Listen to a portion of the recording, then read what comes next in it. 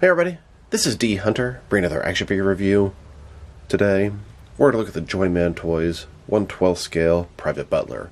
This is a third-party, unlicensed Alfred Pennyworth figure. I got this guy from 16kit.com for a pretty fair price. So let's take a look at the packaging. As you can see, packaging pretty sad. 1/12 collectible figure. He's got some sort of teapot, serving tray, a bunch of different hands. This is a 1/12 scale cloth soft goods figure.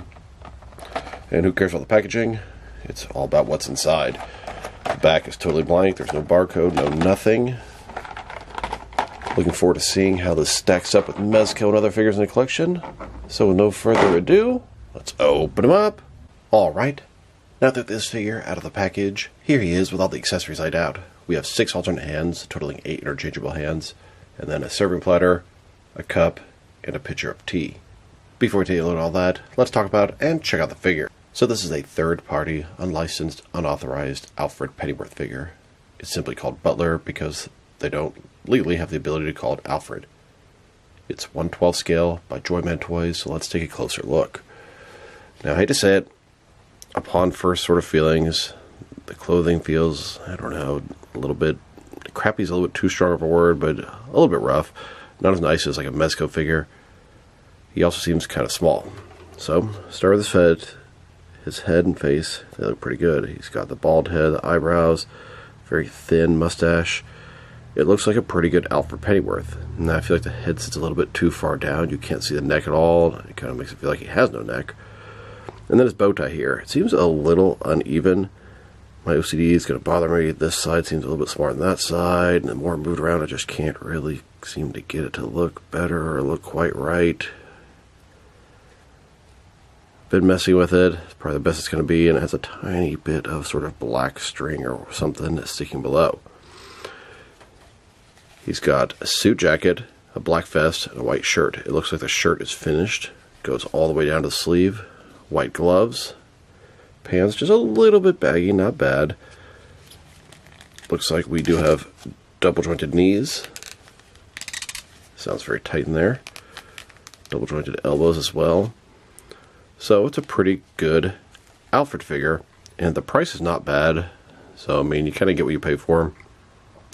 I'm just a little concerned how he's going to scale up with the rest of my collection.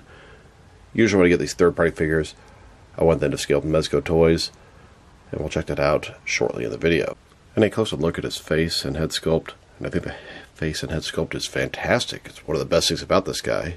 It looks like a great Alfred Pennyworth. Very prim, very proper, ready to serve the Waynes. And then here's the figure, broken down as far as he can go, with all of his removable parts detached. Now this is the only time I'm going to take the jacket off. I didn't even want to do it this time, but I did want to show that he has a finished shirt sleeve underneath, so if you do want to take the jacket off, it's definitely an option. Now let's check out his accessories, and let's start off with his hands. He has a total of 8 hands, 4 left hands, and 4 right hands. Here he is with his first pair of hands. This is a pair of gripping hands. Here's his second pair of hands. His right hand is sort of semi-open, maybe could hold some large, and his left hand has the sort of first 2 fingers in a circle, and the other 3 extended. Here's his third pair of hands. His right hand is like a pinching hand, and his left hand kind of has the fingers sort of gripped inside. Kind of hard to explain. See what I mean? And his last pair of hands, his right hand is totally flat, outstretched, and his left hand is a pointing hand. Now for his suit jacket. It's a jacket made in all black. It's got a nice sort of tailcoat there. It looks okay. Here's Alfred without the jacket on, and then here with the jacket on. And for his final accessories, we have a serving plate, a large pitcher, and then a smaller teacup. Very appropriate accessories for Alfred Pennyworth.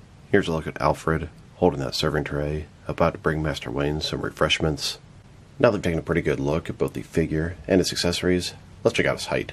From bottom to the top of his head, standing about 6.1 inches tall, which can translate to about 15.5 centimeters, much smaller than I would have liked. And for his articulation, and decided to leave the suit jacket on because most people are going to leave the suit jacket on, so I want to see how that restricts your articulation. His head can rotate side to side. He can look up and down a very good amount. Can tilt his head from one side to the other. He seems to have articulation both at the top and the bottom of the neck. Shoulders, a ball joint, goes out a good 90 degrees. Goes up about this far till the suit jacket won't let it go up any further. He's got maybe slight forward and back butterfly motion there. He's got a bicep cut below that. Double jointed elbows, they go in about that far. His wrist can rotate and it's hinged as well. In his torso, he does have a ball joint around here. Rotate around, forward and back a little bit. Another one in the waist, rotate around, forward and back. Legs, pants, I guess that's why they're a little bit bulky, or baggy rather. Completely does the splits. They go forward all the way, back not much. He's got very good thigh rotation here. Double jointed knees. And his ankle. Forward and back a little bit. Rotate. Tilt rock a little bit as well. So, pretty decent. And the suit doesn't obstruct it that much. The only part that's really affected is his arms being able to go up, and that's totally expected. Here's a look at Alfred serving refreshments to Master Wayne in the Wayne Manor. In a further out view, you can see the portrait of Thomas and Martha Wayne above the fireplace. Now let's check them out. Next is with our action figures, starting off with some of our Alfred figures. Here's this Joyman Toys Alfred. Next, McFarlane's Batman Classic TV Series 1966 Alan Napier Alfred figures. And here he is, next to a bunch of Mattel Alfred figures. Then, with some DC Direct Alfred figures. Next, with some McFarlane DC Multiverse Alfred figures. And finally, with the Diamond Select Toys TV show Gotham Alfred. Here are all of the Alfred Pennyworth figures that I have. I believe I have all of them in the 6 and 7 inch scale. If there's any I'm not aware of, please let me know. Now let's check them out. Next to some other Mezco figures. Every time I get a 1/12 scale third-party cloth soft goods action figure, I think, how does he scale up with Mezco stuff? Not only size-wise, but quality-wise. I'd say the quality is a little bit lower than Mezco, and the scale is also a little bit lower than Mezco, both of which are a little bit disappointing, but I will admit that this guy has grown on me since I first opened him. My initial reactions have gotten better. Here he is next to several different Mezco Batman figures, and you can see they're all quite a bit taller than him. And here, with several different Mezco Batman villains. Alfred here is a Joyman Toys third-party unlicensed figure. Here he is, next to the other Joyman figures that I have. We have the Red Sun Batman, comic version of Alfred, Dark Knight Returns Batman, and Joker. Now let's check him out. Next to some action figures from different various companies, so we can see how he fits in, both scale and style-wise, in case you want to know which lines you can mix him with. Since he's a Joyman toy figure, they're typically the 6 inch scale.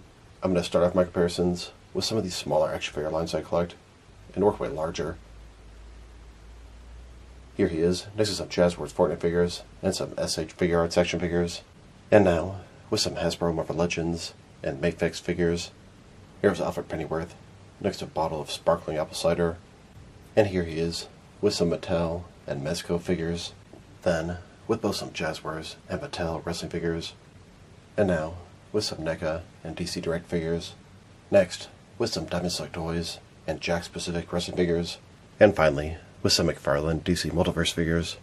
So overall, it's a pretty cool Alfred Pennyworth figure. My complaints would be mainly that he's just too short. I do feel like the quality could be a little bit better on his clothing, but it's not bad by any means. He would be a fantastic addition to the collection if he was just, I don't know, a 1/4 inch or a 1/2 inch taller. The way it is, he really doesn't even scale up with Mezco stuff. He really doesn't even scale up with the other Joyman Toys things. It's a very nice figure, but it's more the true 1/12 scale, meaning it'll fit with sort of SH Figure Arts or Figma, the smaller end of stuff. Alfred's an old man. He can be a short old man, so you can sort of fudge it in with your Mezco stuff. I just wish he was a little taller. His accessories are pretty cool. Bunch of hands, although some of them are pretty weird. And then the serving tray, very useful for Alfred Pennyworth. His articulation, it's good. Nothing spectacular, but double jointed elbows, double jointed knees. It's able to move with the cloth soft goods pretty nicely. If I had to rate this guy, I'd probably give him a 6.5 out of 10. And I would easily give him a 7.5 or 8 if he was just a little taller. So this is D Hunter. Thank you for watching this video. If you liked the video, press like below. If you have anything you want to say about the video, add to the comment section. If you want to see additional action figure reviews from me, press subscribe. I do appreciate you do that. Once again, this is D Hunter. Thank you for watching, and I'll talk to you guys real soon.